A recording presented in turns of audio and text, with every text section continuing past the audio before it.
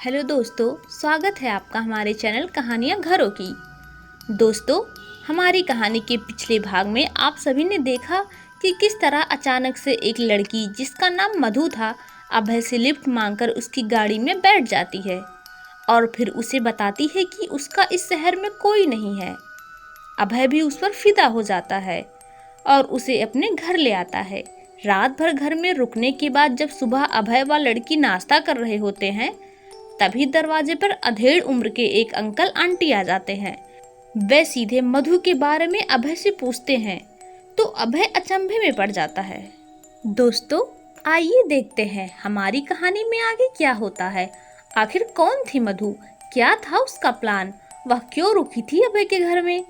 हाँ भाई, सब जानेंगे हमारी कहानी के इसी भाग में। आइए बिना देर किए देखते हैं हमारी कहानी का दूसरा भाग, अजनबी से प्यार। अभय उस अंकल आंटी से डायरेक्ट मधु का नाम पूछने से एकदम असहज स्थिति में आ चुका था। इससे पहले कि अभय उस अंकल आंटी से कुछ और कहता, मधु भागते हुए दरवाजे पर आई। मम्मी, पापा, आप लोग आ गए? मैं कब से आप लोगों का इंतजार कर रही थी। मधु उस अंकल आंटी को अपना पापा मम्मी बोलकर उनसे गले लग गई। यह सब देखकर अभय और भी परेशान हो उठा। अभय को और नहीं रहा गया तो उसने पूछ ही लिया, क्या सच में आप लोग मधु के मम्मी पापा हैं? हाँ बेटा, यह सही बात है, हम ही इसके मम्मी पापा हैं। यह सुनकर अभय को फिर से एक बार झटका लगा। वह सोचने लगा, जब यह लोग मधु के मम्मी पापा हैं और उसको इतना प्यार भी करते हैं, तो इतनी रात मधु मुझसे लिफ्ट क्यों मांग रही थी और सारी रात मुझ अनजान के साथ क्यों रही? यह कैसे माँ बाप हैं जो अपनी बेटी को यह तक नहीं पूछ रहे हैं कि वह किस हाल में थी, उसके साथ कहीं कोई अनहोनी तो नहीं हो गई? और तो और सबसे बड़ी बात यह है, इन लोगों को कैसे पता लगा कि मधु मेरे ही घर में है? इन सारे सवालों के उधेड़बुन के साथ अभय ने उन अंकल आंटी को घर के अंदर बुलाया और एक सांस में ही अपने सारे सवालों को उनके सामने रख दिया। अभय के सवालों को सुनकर अंकल आंटी एक दूसरे को देखकर मुस्कुराने लगे।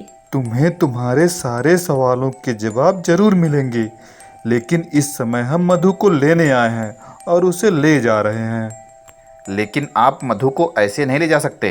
अच्छा, तुम किस हक से उसे रोकने की बात कर रहे हो? बेटा, अगर तुमने जरा सी भी जोर जबरदस्ती की ना, तो हम तुम्हारे खिलाफ पुलिस में केस दर्ज करवा देंगे कि तुमने हमारी बेटी का किडनैप किया है। यह बात सुनते ही अभय बहुत डर गया और खुद पर अफसोस करते बोला, मैंने तो आपकी बेटी को लिफ्ट दी थी, अपने घर में सुरक्षित रखा, और आप लोग हैं कि मुझे धन्यवाद देने के बजाय मेरे खिलाफ पुलिस कंप्लेंट करने की बात कर रहे हैं। अच्छा मधु, तुम ही बताओ, क्या तुम सच में इन लोगों के साथ जाना चाहती हो? हाँ, आखिर यह मेरे माँ बाप हैं, तो इनके साथ नहीं जाऊंगी तो किसके साथ जाऊंगी। मधु के ऐसा बोल देने पर अब अभय की हिम्मत नहीं थी कि वह उसे रोकने की बात करे, क्योंकि अभी तक अभय को मधु के नाम के सिवा उसके बारे में कुछ पता न था और वह नाम भी सच्चा था या झूठा, इसमें भी संदेह था।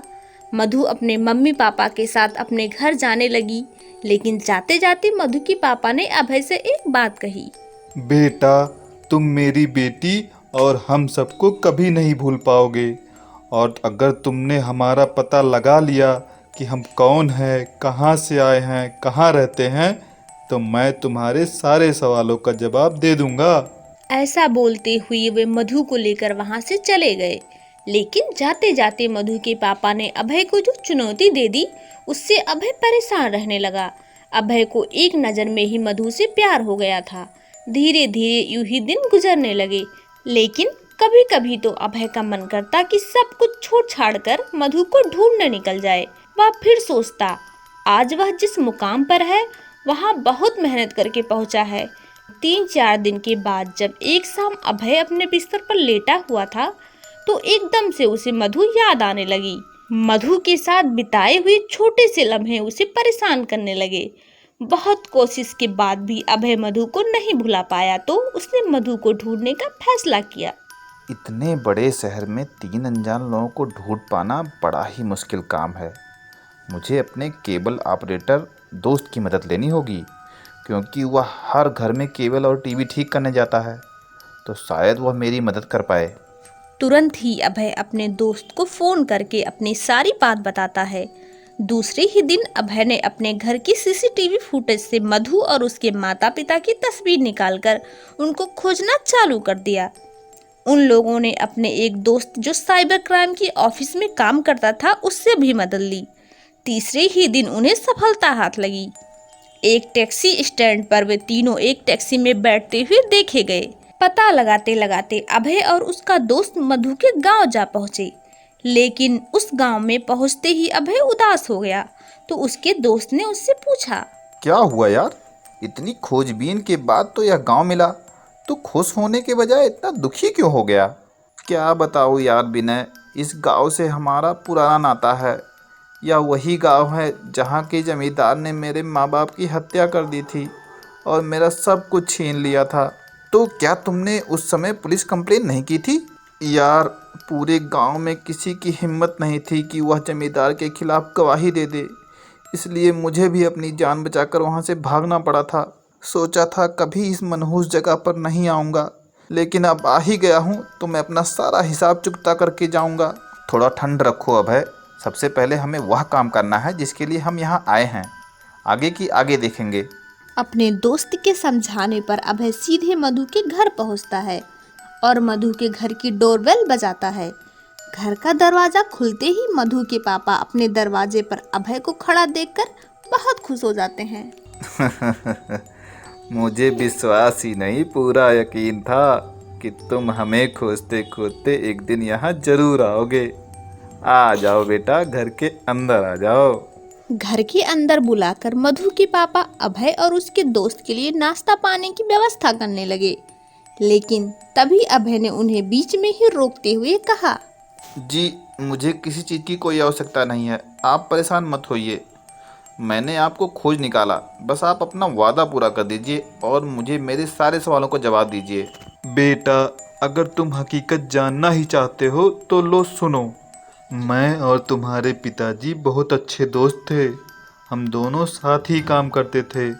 मेरी इकलौती बेटी मधु है, जिससे तुम पहले ही मिल चुके हो। तुम्हारे पिताजी हमारी दोस्ती को रिश्तेदारी में बदलना चाहते थे, इसलिए हमने बचपन में ही मधु का रिश्ता तुमसे तय कर दिया था।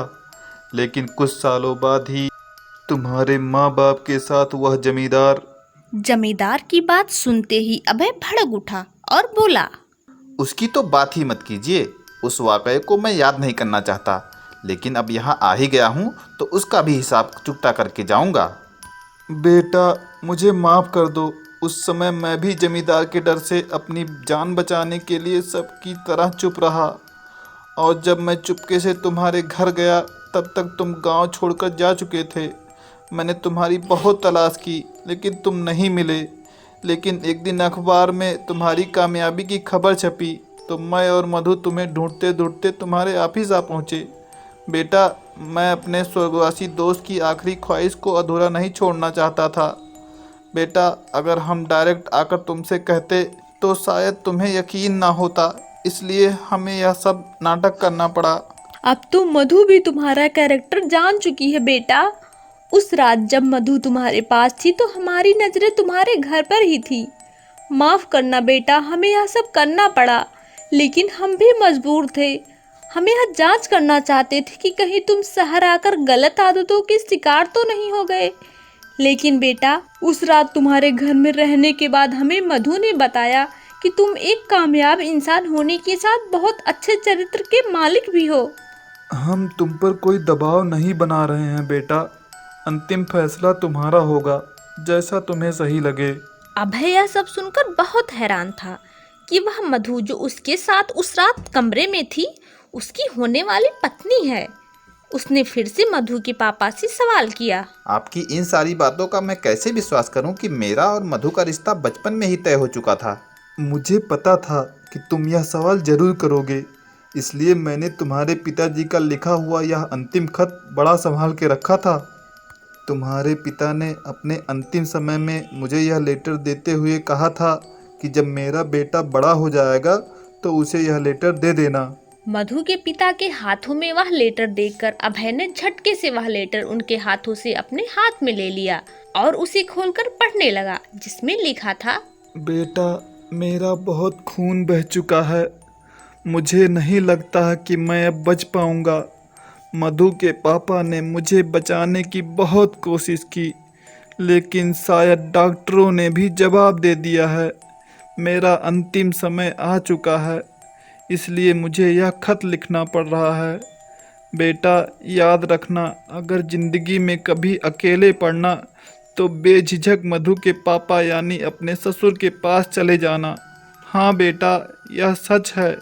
मेरी आखिरी इच्छा यह है कि तुम मधु से शादी कर लो। उस खत को पढ़ने के बाद अभय बहुत हैरान था, क्योंकि यह हैंडराइटिंग उसके पिता की ही थी और सिग्नेचर भी उन्हीं के थे।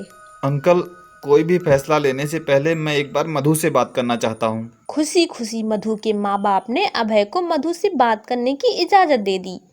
अभय सीधे मधु के कमरे में गया और उससे पूछा, मधु, क्या तुम मुझसे शादी करने के लिए तैयार हो? बचपन से ही मैं अपने माँ बाप से यही सुनते आई हूँ कि मैं तुम्हारी अमानत हूँ। मैंने तो कभी तुम्हारे सिवा किसी के बारे में कुछ सोचा ही नहीं। अभय तो पहले से ही मधु पर फिदा था। उसके मुंह से ऐसी बातें सुनकर वह बहुत खुश हो गया। मैं तो तुम्हें देखते ही तुमसे प्यार कर बैठा था, लेकिन मुझे क्या पता था कि तुम सब मिलकर मेरी परीक्षा ले रहे हो। लेकिन कोई बात नहीं, जो भी हुआ अच्छा हुआ। मैं परीक्षा में पास हो गया। अभय मधु से बातचीत करके कमरे से बाहर आता है और फिर से मधु के माँ बाप से कहता है, अंकल, मैं उस जमींदार को उसके किए की सज़ा दिलाना चाहता हूँ, जिसने मेरे माँ बाप की हत्या की थी। बेटा, उसको उसके किए की सजा तो पहले ही मिल चुकी है। तुम्हारे माँ बाप की हत्या के कुछ दिनों बाद जमींदार की पत्नी मर गई और जमींदार पागल हो गया। अब उसे छोटे छोटे बच्चे पत्थर मारते फिरते हैं।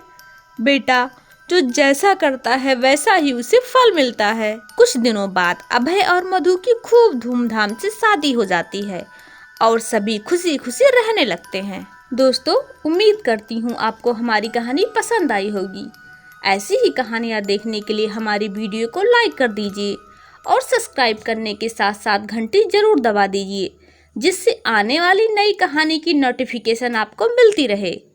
तो दोस्तों, अगली कहानी तक के लिए आपसे विदा लेना चाहूँगी। धन्यवाद।